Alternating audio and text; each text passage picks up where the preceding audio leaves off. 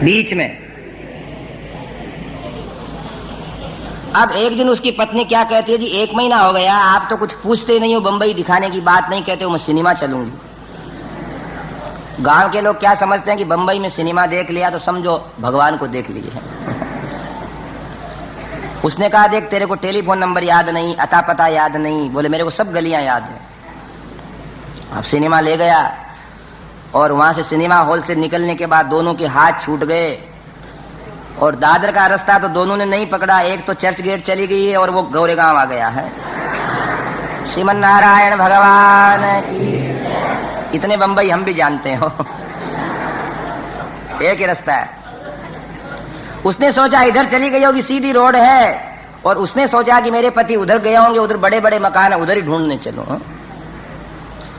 अब मिले क्या आपस में? वो इधर ढूंढे और वो उधर पुलिस वालों के हाथ पड़ गई। मेरे घर वाले बोले, तेरे घर वाले का नाम? बोले नहीं बताऊंगी। पुलिस वालों ने कहा, ये अच्छी बाई आई आज। अरे बोले घर का पता? बोले मेरे को मालूम नहीं, मैं नाम नहीं बताऊंगी, चाहे मेरे को कितना कष्ट उठाना पड़े। मेरे घर वाले की आयु कम हो जाएगी अगर नाम बता दूंगी। नहीं बताया नाम। आखिर 10-5 दिन हो गए, पुलिस वालों ने उसकी व्यवस्था की कि भाई भले आदमी थे, और जब देखो हारे को हरि नाम, कोई उपाय नहीं होते हैं तो फिर आदमी भगवान की तरफ मुड़ता है।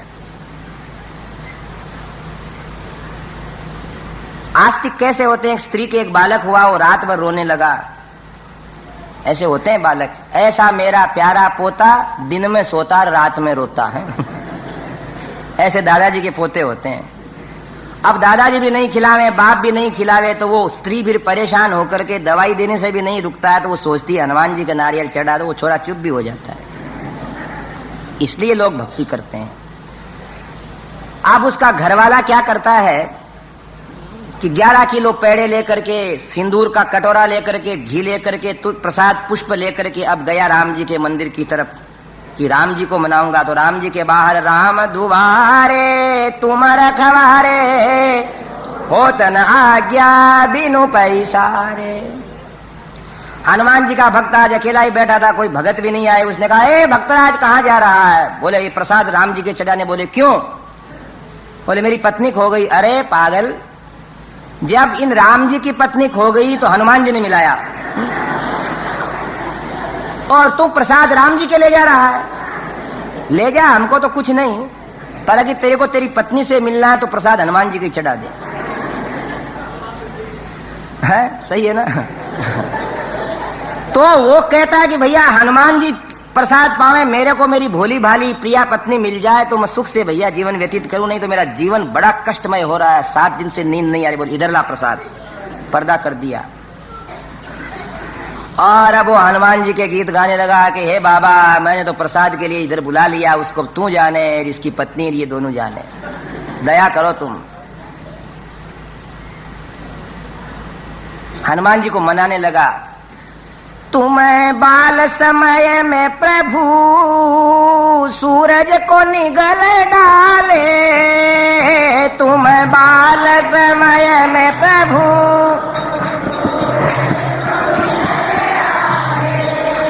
ये अभिमानी सूरपति के सब गर्व मसल डाले।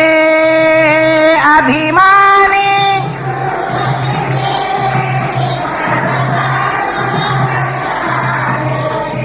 ए बजरंग हुए तब से संसार न जाना है, ना स्वर है न सरगम है, ना लय न तराना है, ना स्वर है न।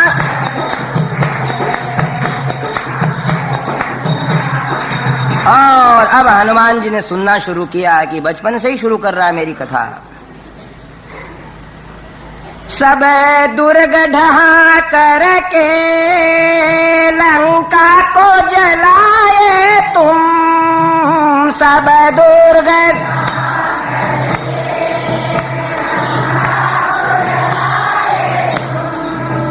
सीता की सुधि लाए, लक्ष्मण को बचाए तुम।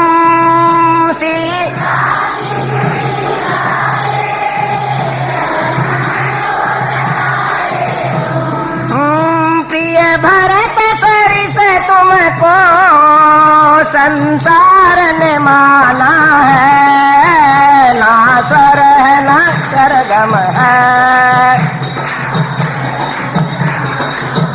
और अब हनुमान जी और दत्तचित्त होकर के देखते हैं कि इसने रख तो ली परात।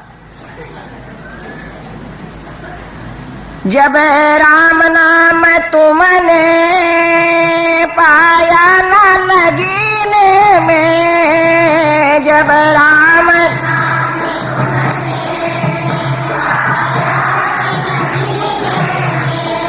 ओ तुमने चीर दिया सीना, तुमने चीर दिया सिया राम थे सीने में, विस्मित जग ने देखा कपि राम दीवाना है, ना स्वर है ना सरगम है। और अब हनुमान जी भी वहां नाचने लग गए मन ही मन में कि इसका काम करना पड़ेगा। और उधर उसके घर वाले को बाहर आशीर्वाद दिया, उधर प्रेरणा दी कि वो भी उस मंदिर के अंदर दर्शन करने आई, राम जी के मंदिर में। और राम मंदिर में है, रो रही है, देख रही है, पुलिस वाले साथ हैं। उसने कहा मेरे को मंदिर ले चलो, वहां प्रार्थना करूंगी मैं। अब वो क्या कहता, भक्त हे अजर अमर स्वामी, तुम हो अंतर्यामी, हे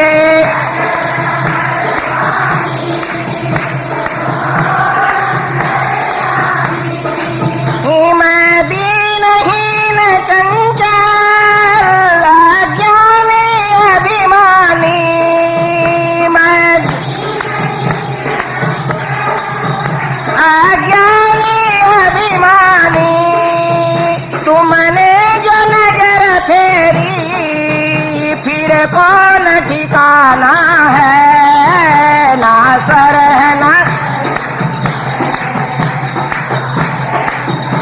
और हनुमान जी के चरणों में सिर रख दिया कि तुमने जो नजर फेरी फिर कौन ठिकाना है। और बैठ करके ऐसे साथ हनुमान चालीसे पढ़े, दत्तचित्त हो गया, कुछ नहीं सूझा उसको दूसरा। साधु संत के तुम रखवारे, असुर निकंदन राम दुलारे, तुलसीदास सदा हरि चेरा, कीजे नाथ हृदय में डेरा।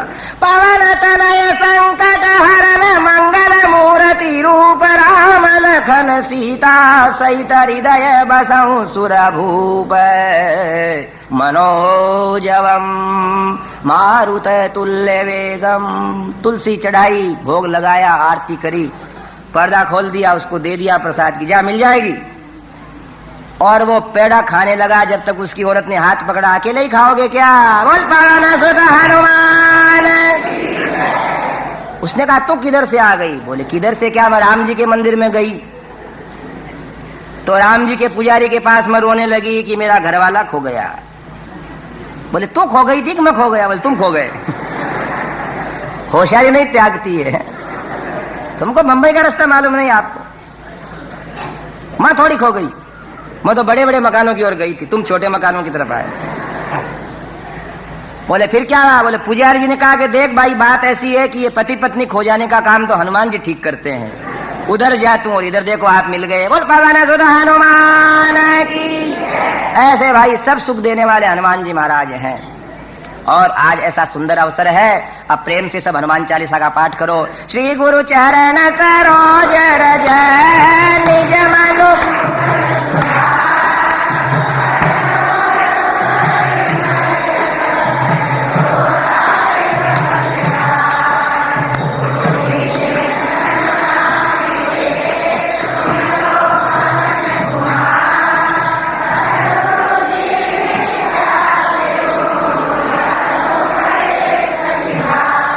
जय हनुमान ज्ञान गुण सागर, जय कपीश तिहु हर राम दूत।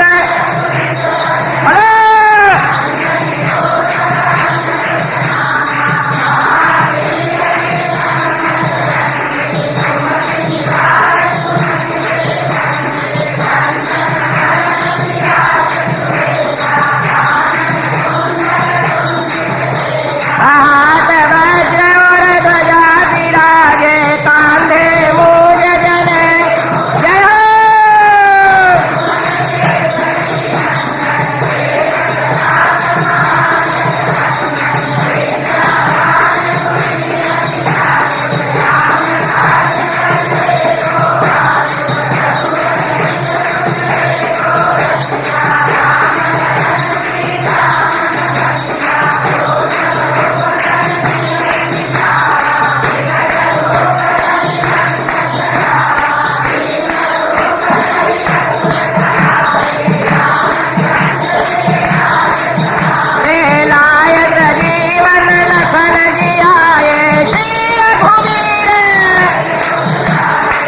रघुपति तेने बहुत बड़ाई।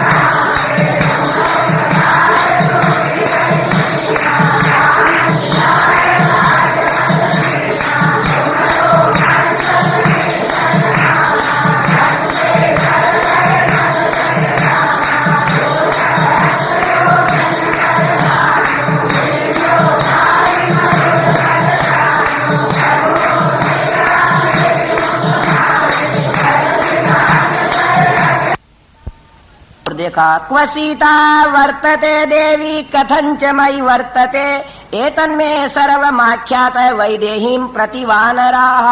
अकेले से नहीं पूछा हनुमान जी से, सब वानरों की ओर देख करके कहा, अरे वानरों तुम गए थे दक्षिण दिशा में, बताओ सीता कहाँ है, किस प्रकार रह रही है। यह है मालिक की विशेषता कि कोई ये नहीं समझता कि राम जी हमको नहीं चाहते हैं, और मनुष्यों से इस धर्म का पालन नहीं हो सकता। कोशिश करने के बाद ही हम लोग तो जिधर अपनापन है उधर झुक जाते हैं, सब पीछे की तरफ देखते ही नहीं। राम जी की ये बात सुनी जब जाम्बवान इत्यादि ने हनुमान जी को आगे किया, और हनुमान जी ने कहा भगवान देवी को देखा है, आपके दर्शनों में आसक्त है, 2 महीने बचेंगी। और भगवान कहने लगे कि अगर वो 2 महीने रुकती हैं तो बहुत है, मैं तो 1 क्षण भी नहीं जी सकता। सारी बात कही, वो जयंत वाली बात कहते ही भगवान उग्र हो गए, लक्ष्मण जी उग्र हो गए। लक्ष्मण जी को उन्होंने कहा कि आपके लिए उन्होंने कहा है जितना किसी के लिए नहीं कहा। सीता का मधुर संदेश सुनकर के लक्ष्मण कहते हैं प्रभु समय मुहूर्त आ गया, अब युद्ध कांड प्रारंभ हो रहा है। ततो मया वाग्भिरदीन भाषिणी शिवाभिरिष्टाभिरभिप्रसादिता उहाव शान्तिं मम मैथिलात्मजा तवाति शोकेन तथाति पीडिता। हे प्रभु शीघ्रता करना चाहिए, हनुमान जी ने भी ऐसा कहा। श्रुत्वा हनुमतो वाक्यं यथावद अभिभाषितं रामः प्रीति समायुक्तो वाक्यम् उत्तरम् अब्रवीत। राम जी ने अभी अपने शोक को रोका और सबसे पहले हनुमान जी को आज कहा कि देखो 3 तरह के नौकर होते हैं, जो बताया हुआ काम करके उससे आगे बढ़ जाए उसको पुरुषोत्तम कहते हैं, जो बताए उतना ही करे उसको मध्यम पुरुष कहते हैं, और बताए हुए कोई नहीं कहे उसको अधम पुरुष कहते हैं। तुमने पुरुषोत्तम का कार्य किया। हनुमान मेरे पास तेरे को देने के लिए कुछ नहीं है, मैं नहीं, ये तुम्हारी वानरी सेना, ये महाराज सुग्रीव, ये अंगद, ये लक्ष्मण, इक्ष्वाकु वंश, अयोध्या का हर नारी तेरे ऋण को कभी नहीं चुका सकता। हे हनुमान, ऐसा कह करके हनुमान जी को जिस समय गले लगा करके रोने लगे, वो चित्र आज भी बिकते हैं, देखने को मिलते हैं। परमात्मा का आलिंगन प्राप्त कर लिया। आज मैं ऋण रहूंगा तुम्हारे से, हमेशा तुम्हारा ऋण मेरे ऊपर चढ़ा रहेगा। इतना कहते सही बोलिए राजा रामचंद्र भगवान की। सारी सेना हनुमान जी महाराज की, सुग्रीव की, राम जी की जय बोलते बोलते आज समुद्र के किनारे पहुंच गई। शत्रुओं के साथ है युद्ध, युद्ध कांड भी है रामायण में, घर में नहीं, अयोध्या में नहीं, लंका में है। लंका का विनाश कर दिया था, इसलिए रावण ने भी आज अपने यहां बैठक बुलाई। इधर वानरों का पड़ाव समुद्र के ऊपर पड़ा है, सारे लोग आए। रावण ने क्या कहा, 3 तरह की मंत्रणाएं होती हैं, एक उत्तम, मध्यम और एक अधम। उत्तम मंत्रणा वो जिसमें एक मत पे सब राजी हो जावें, मध्यम वो कि इधर उधर की बातें करके राजी हो जावें, और अधम मंत्रणा वो जिसमें लोग सभा छोड़ करके चले जावें। मैं सीता को चोर करके लाया हूं, सीता को देना नहीं है, और जब उनका दूत आ गया है तो शायद वो भी आ सकते हैं, इसलिए क्या करना चाहिए। तब विभीषण ने बीच में कह दिया, महाराज सीता को दे दो, नहीं तो बहुत कष्ट पाओगे, लंका नष्ट हो जाएगी। तो सारे लोग उठ करके बीच में चले गए, अधम मंत्रणा हो गई। अब गया रावण अपने घर, तब विभीषण पास में आकर के कहता, सुनिए महाराज, आजकल जब मैं हाथियों के भवन में जाता हूँ, घुड़शाला को देखने जाता हूँ, तो घोड़े रोते हुए और हाथी रोते हुए नजर आते हैं। लंका के ऊपर मांसाहारी पक्षी घूम रहे हैं। हवन की सामग्री में कीड़ियां आ जाती हैं। वेद का स्वर बोलने वाले, हवन करने वालों का कंठ बैठ जाता है। इसलिए हमारे लंका का समय ठीक नहीं है।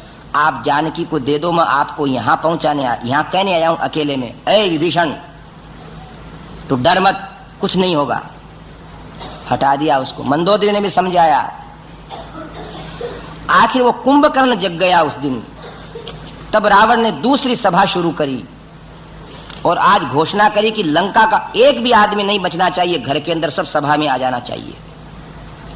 लंकेश उस सभा में बैठा, इधर विभीषण, इधर कुंभकर्ण, फिर मेघनाथ, फिर प्रहस्त, अतिकाय, महाकाय, कुंभ, निकुंभ, सब। तब आज वो कहता है कि ए राक्षसों, यदि मुझ रावण के राज्य में तुम लोगों को इतना भी कष्ट हुआ तो बोलो। तुम लोगों को हाथी घोड़े नहीं मिले, कि रथ नहीं मिले, कि मकान नहीं मिले, कि पत्नियां नहीं मिली, कि भोजन नहीं मिला, कि मद्य नहीं मिला। उनने कहा महाराज, हम तुम्हारे लिए मरने मिटने को तैयार हैं। तब वो बोलता है रावण की, आज मेरे भाई कुंभकर्ण जगे, इसलिए मैंने दूसरी बार सभा बुलाई। तो कुंभकर्ण सुनने लगा। कहो अग्रज, क्या बात है? कहा कि हे अनुज, तुम्हें मालूम है मैं वो राम, हाँ मैं राम को जानता हूं, इनके गुण सुने हैं मैंने। राम तो राम है। हाँ, मैं उन राम की जानकी का हरण करके ले आया हूं, और लंका आपको जली हुई दिख रही है ना, वो उसके दूत ने जला दी है। इसलिए जानकी को देना नहीं पड़े और आई हुई सेना को हम नष्ट कर दें, इसकी मंत्रणा करनी है। तब कुंभकर्ण जोर से फटकारने लगा, ए रावण, जिस दिन तू सीता को चुराने गया, उस दिन सोचता कि मेरा अनुज जग जावे और उसको पूछूं तो तेरे को मैं नहीं जाने देता। अब जब मौत तुम्हारे सिर पे आके खड़ी है, तब हमें पूछता है। महाराज, जो आदमी पहले करने वाले कार्य को बाद में करता है और बाद में करने वाले कार्य को पहले करता है, उसकी ईश्वर भी रक्षा नहीं करता है। तुमने बहुत कठिन कार्य किया। इतने के अंदर रावण सोचता है कि ये क्या कहेगा, पर कहता कहता कह देता कि महाराज चिंता मत करो, अहम उत्सादयिष्यामि शत्रूंस्तव निशाचर, यदि शक्र विवस्वन्तौ, यदि पावक मारुतौ, इंद्र और यमराज और वायु और अग्नि भी मेरे सामने आ जावे तो मैं उनको पी जाऊंगा। यूं जब मैं उन सबको समाप्त कर दूंगा, तब तुम निर्द्वंद्व होकर के जीना, और आपको निद्रा नहीं आती है तो तीखी शराब पी करके सो जाओ, मेरे जीते हुए डर नहीं आपको।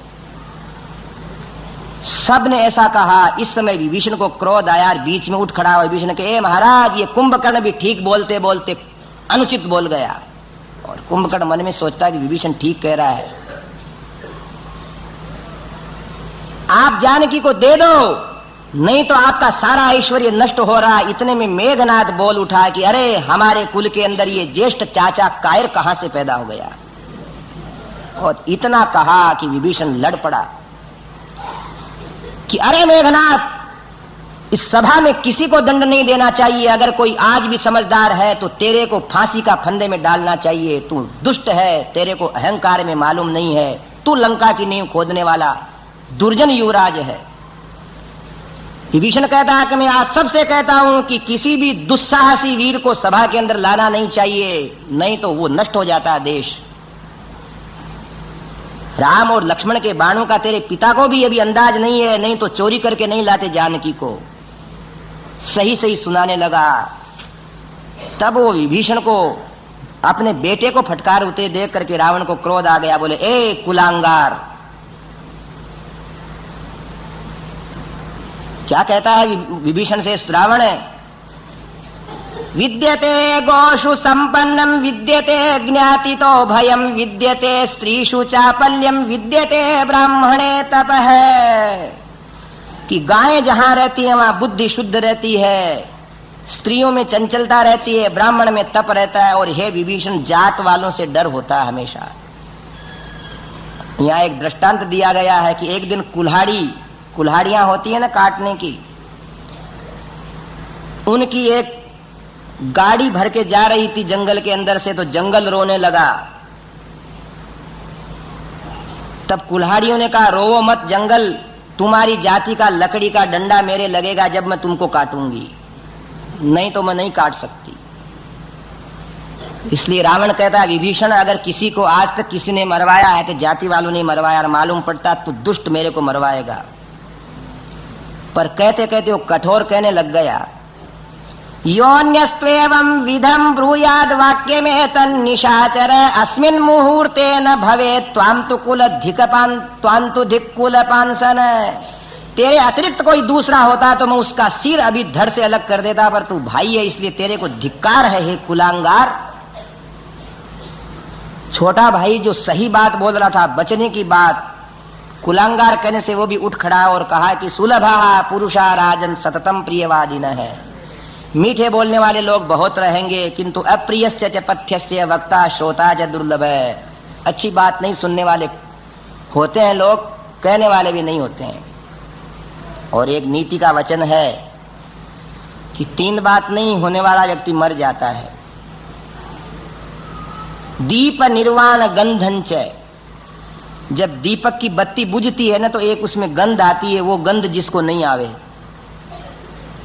देख लेना घर में हो। सुहृद वाक्यम, अपने इष्ट बात जो नहीं सुने, अपने हित की बात। और अरुंधतीम, रात में वो सप्तऋषि तारे दिखते हैं, उसमें वशिष्ठ जी के साथ अरुंधति एक तारिका भी रहती है। बंबई में तारे दिखने का काम नहीं है वो। अगर वो नहीं दिखे तो मनुष्य को समझना कि मृत्यु समीप ही है।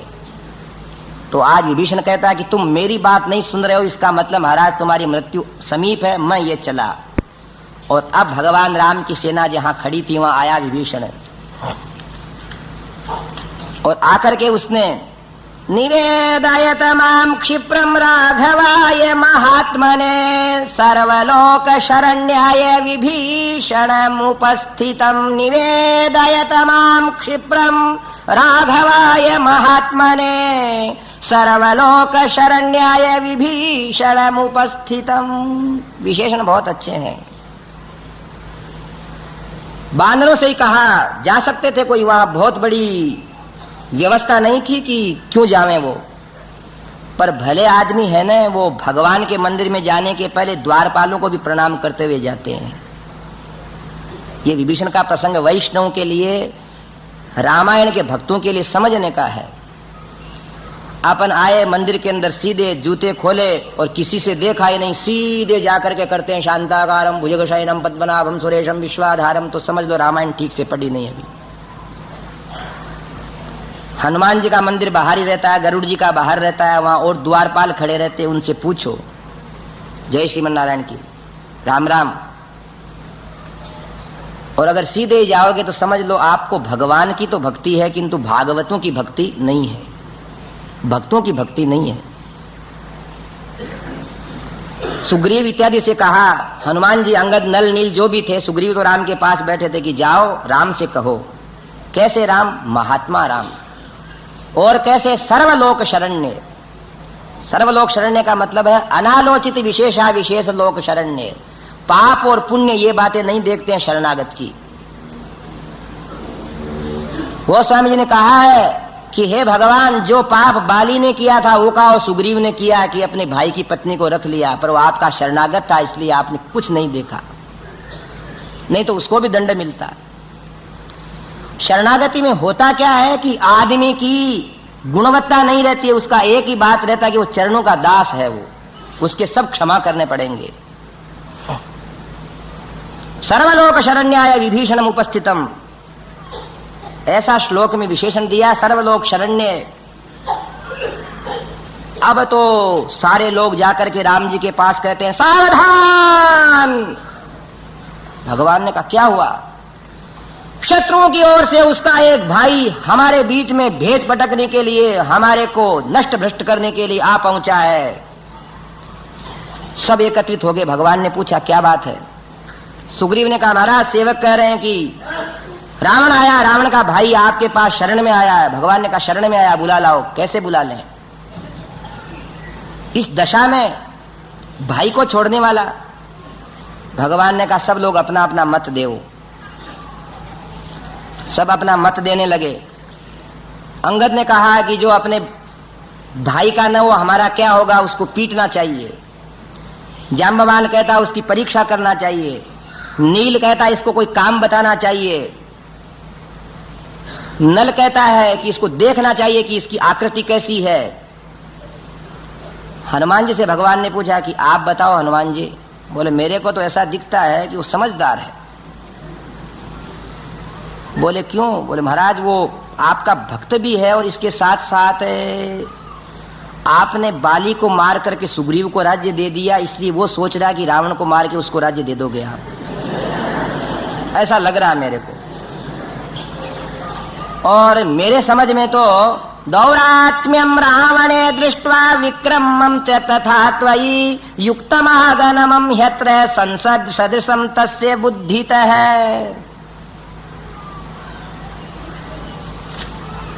कि रावण की तो दुष्टता से वो दुखी है और आपको पराक्रम संपन्न समझता है, इसलिए समय पे उसने निर्णय ले लिया। अब विभीषण के लिए हनुमान जी ने ऐसा कहा तो सुग्रीव अब कहने लग गया, बोले महाराज जो ऐसे समय में अपने भाई का नहीं हुआ वो हमारा बन के भी क्या करेगा। तब भगवान राम कहते हैं देखो सुग्रीव, बात यह है कि तुम्हारी बात बिल्कुल ठीक है, पर न सर्वे भ्रातरस्तात भवन्ति भरतोपमाः मद विधावा पितुः पुत्रा सुहृदो वा भवद विधाः। कि संसार में भरत जैसे तो भाई नहीं हो सकते और मेरे जैसा बेटा नहीं हो सकता और तेरे जैसा मित्र नहीं हो सकता, इसलिए तू ऐसा मत सोच कि वो क्यों आया है। अब देख, एक कबूतर एक जंगल में रहता था और वहां एक शिकारी आया, उसी समय पानी गिरने लग गया।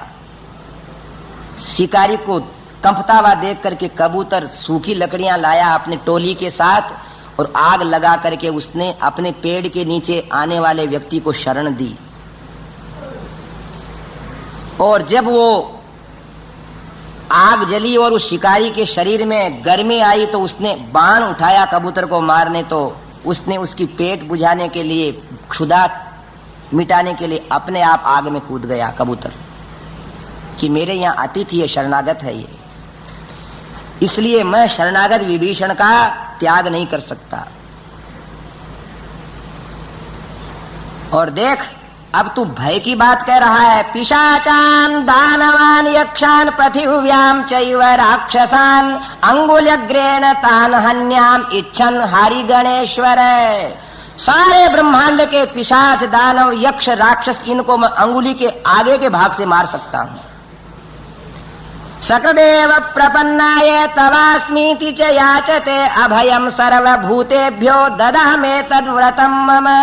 ये प्रतिज्ञा वचन है कि जो मेरा एक बार बन जावे उसको मैं संसार में सारे भयों से मुक्त कर देता हूं। आनयनम हरि श्रेष्ठ है। ए सुग्रीव, उसको लाओ। दत्तमस्या भयम मया, मैंने उसको अभयदान दे दिया है। विभीषणो वा सुग्रीव है। हे सुग्रीव, ये तो विभीषण है। यदि वह रावण स्वयं, वो रावण भी आ जाए तो मैं दे सकता हूं उसको अभय। तब सुग्रीव की आंखें खुली। बोलिए रामचंद्र भगवान की। और अब सुग्रीव विभीषण को लाते हैं। बोलिए रामचंद्र भगवान की। और आते से ही सबकी शंका का निवारण करने के लिए पूछा भगवान राम ने, रावण कैसा बलवान है? उन्होंने कहा महाराज ऐसा बलवान है, ऐसा बलवान है, किंतु मैं उसके वध पर्यंत आपकी सहायता करूंगा। सुग्रीव का भय दूर हो गया और भगवान ने उसके जल मंगा करके समुद्र से लंकाधिपति बना दिया। और उसके बाद लंकेश ही कहते हैं उसको, विभीषण कहते ही नहीं है। भगवान राम ने कहा विभीषण, अब तुम ये बताओ, हमारे मित्र हो, रावण के दूत भेजे हुए आए जिनको पकड़ करके मारा पीटा और वापस चले गए, हम इस समुद्र को कैसे तरें? तब उन्होंने कहा आपके पूर्वजों का बढ़ाया हुआ इसकी आराधना करो। तो भगवान वहां आराधना कर रहे। ओम वरुणाय नमः, समुद्राय नमः, सागराय नमः, जलनिधये नमः। नेत्र निमीलित करके 3 दिन बीत गए। समुद्र ने तो दर्शन दिए, उस समय भगवान राम को क्रोध आया।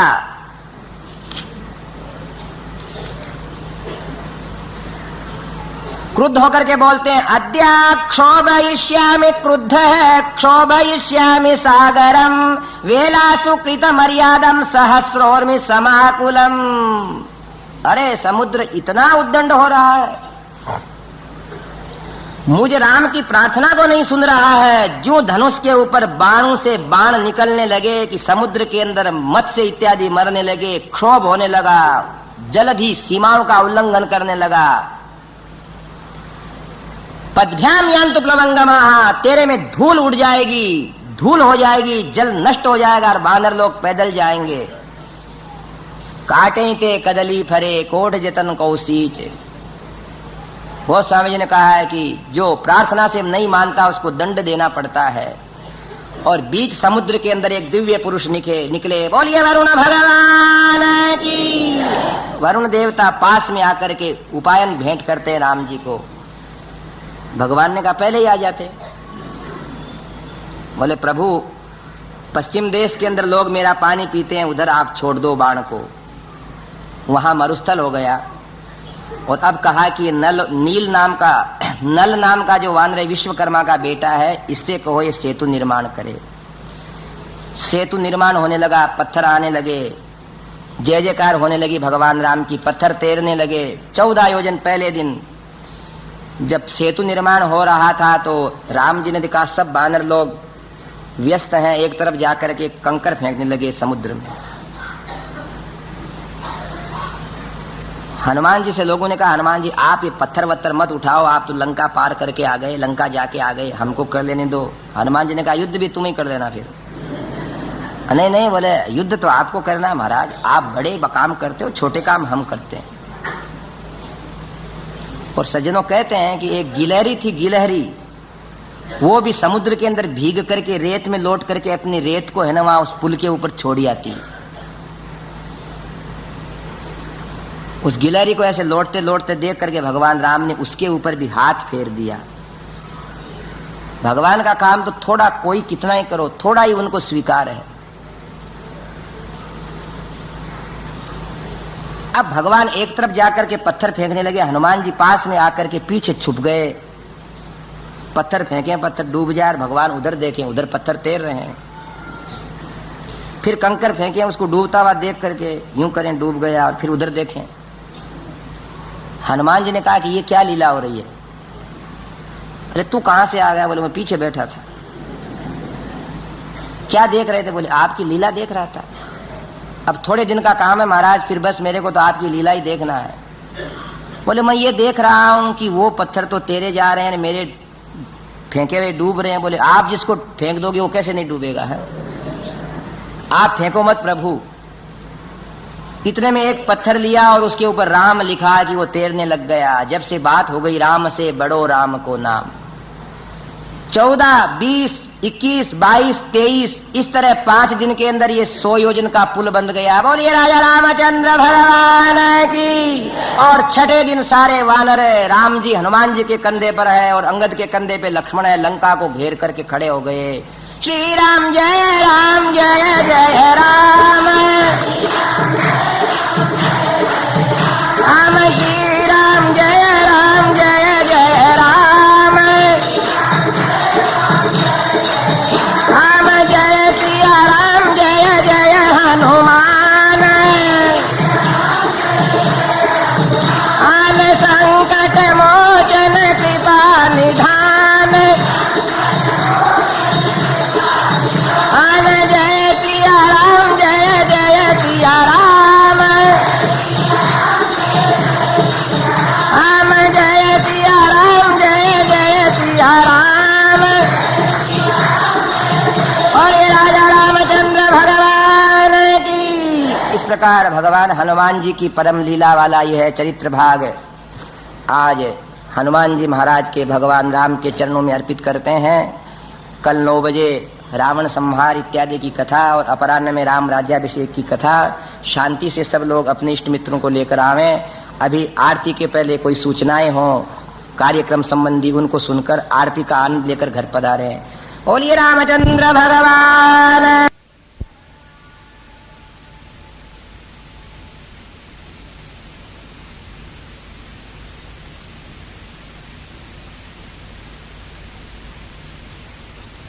वास्तवेनाथादिकान् वाल्मीकिं सह नारदेन मुनिना वाग्देवता वल्लभम् सीता लक्ष्मण वायुसूनु सहितं श्रीरामचन्द्रं भजे वैदेही सहितं सुरद्रुमतले हैमे महामण्डपे मध्ये पुष्पकमासने मणिमये वीरासने संस्थितम् अग्रे वाचयति प्रभञ्जनसुते तत्त्वं मुनिभ्यः परं व्याख्यान्तं भरतादिभिः परिवृतं रामं भजे श्यामलम् लोकाभिरामं रणरङ्गधीरं राजीवनेत्रं रघुवंशनाथम् कारुण्यरूपं करुणाकरन्तं श्रीरामचन्द्रं शरणं प्रपद्ये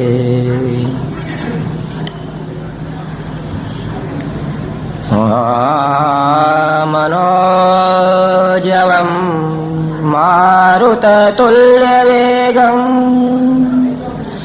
जितेन्द्रियं बुद्धिमतां वरिष्ठं वातात्मजं वानरयूथमुख्यं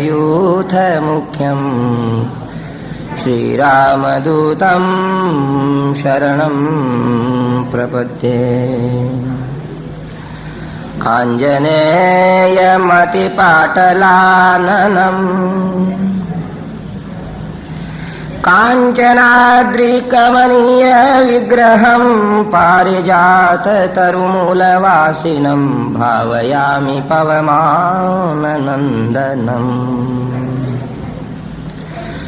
कूजन्तं राम रामेति मधुरं मधुराक्षरम् आरुह्य कविता शाखां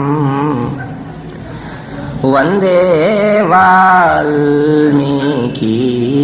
कोकिलम् वाल्मीकिर्मुनिसिंहस्य कवितावनचारिणः शृण्वन् रामकथानादम्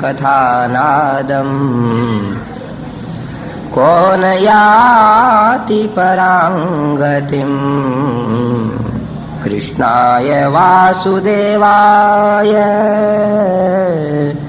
हरये परमात्मने प्रणतक्लेशनाशाय गोविन्दाय नमो नमः।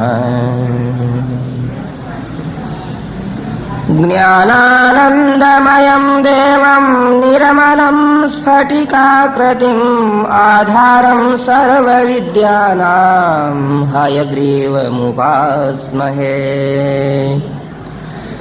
स्वेच्छाकेसरिणः स्वच्छ स्वच्छायासीतेन्दवः त्रायन्तां वो मधुरिपोः प्रपन्नार्तिच्छिदो नखाः। योऽन्तः प्रविश्य मम वाचमिमां प्रसुप्तां सञ्जीवयत्यखिलशक्तिधरस्वधाम्ना। अन्यांश्च हस्तचरणश्रवणत्वगादीन् प्राणान्नमो भगवते पुरुषाय तुभ्यम्। वसुदेवसुतं देवं कंसचाणूरमर्दनं देवकी परमानन्दं कृष्णं वन्दे जगद्गुरुम्। नीलातुङ्गस्तनगिरितटे सुप्तमुद्बोध्य कृष्णं पारार्थ्यं स्वं श्रुतिशतशिरः सिद्धमध्यापयन्ति। स्वोच्छिष्टायां सृजिनिगलितं या बलात्कृत्य भुङ्क्ते गोदा तस्यै नम इदमिदं भूय एवास्तु भूयः। उद्भवस्थिति संहारकारिणीं क्लेशहारिणीं सर्वश्रेयस्करीं सीतां नतोऽहं रामवल्लभाम्। नमोऽस्त्वनन्ताय सहस्रमूर्तये सहस्रपादाक्षि शिरोरुबाहवे सहस्रनाम्ने पुरुषाय शाश्वते सहस्रकोटियुगधारिणे नमः। नमः कमलनाभाय नमस्ते जलशायिने नमस्ते केशवानन्त वासुदेव नमोऽस्तुते।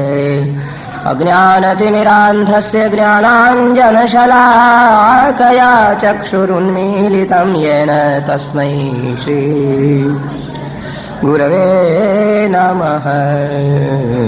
गुरुर्ब्रह्मा गुरुर्विष्णु गुरुर्देवो महेश्वरः गुरुः साक्षात् परब्रह्म तस्मै श्री गुरवे नमः। अस्मद्गुरुभ्यो नमः।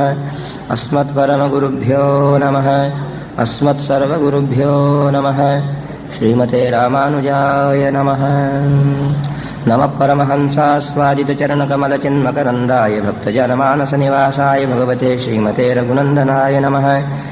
नमः परमहंसास्वादितचरणकमलचिन्मकरन्दाय भक्तजनमानसनिवासाय भगवते श्रीमते यदुनन्दनाय नमः। शशंखचक्रं कटिवरदहस्तं स्वर्णाम्बरं रत्नकिरीटकुण्डलम्। समुपस्थित सम्माननीय संतजनों, वंदनीय विद्वज्जनों, भगवत गुणानुरागी भागवत जनों, माताओं, बहिनों, भाइयों, बालकों, परम कारुणिक भगवान दया निधान श्री रामभद्र के मंगलमय अनुग्रह के फलस्वरूप जिस सभा के राज सिंहासन पे भगवान रामभद्र विराजमान है, नित्य स्नान पूजा इत्यादि कर्तव्यों से अपने आप के जीवन को अलंकृत करते हुए जब राज सिंहासन पर भगवान विराजे हैं, पूरा सभास्थल भर गया और अश्विनी कुमारों के सौंदर्य के समान सौंदर्य वाले दो कुमारों ने जब वीणा के ऊपर अपने हाथों के नख रखे, दिशाएं गूंज उठी। रघुवर चरितम मुनि प्रणीतम दश शिरसश्च वधम निशामयध्वम। वो कुश और लव, क्या अनुपम सौंदर्य था उनका। और क्यों नहीं होता, जो जगत जननी के साक्षात गर्भ से उत्पन्न हुए हैं, जिनके अंदर भगवान राम का रूप बिंब प्रतिबिंब के समान दिख रहा है। ऋषि के यहां जिनका अध्ययन हुआ है, मेखला पहने हैं, वलकल वस्त्र पहने हैं, ऊपर शिखा के अंदर पुष्प लगा रखे हैं, किशोरावस्था है, कंठ ऐसा मधुर कि कोकिला भी जिसके सामने आकर के अपने स्वर को तिरस्कृत समझती है, ऐसे बालकों ने जो ग्रंथ गाया वो आप लोग सुन रहे हैं। रघुवर चरितम मुनि प्रणीतम दश शिरसश्च वधम निशामयध्वम। क्या कह रहे हैं कि भगवान राम का चरित्र और जिस प्रकार दशानन का वध हुआ वो ग्रंथ आप सुनिए। श्री राम जय जय राम, हम श्री राम जय